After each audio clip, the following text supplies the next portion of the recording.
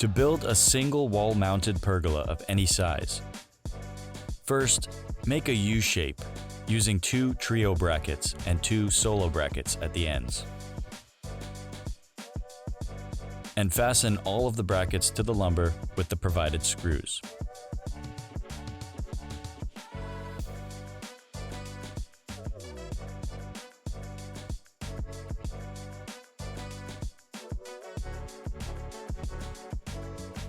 Once the U shape is complete, place and fasten the remaining 2 solo brackets onto the vertical posts. Then lift the U shape and insert the vertical posts, fastening them with screws.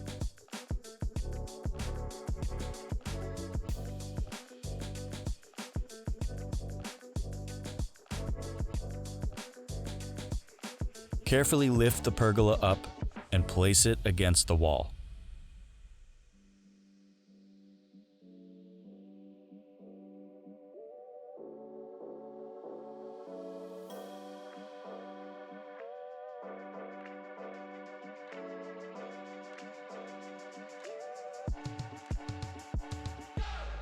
Then level and anchor your wall-mounted solo brackets to the wall.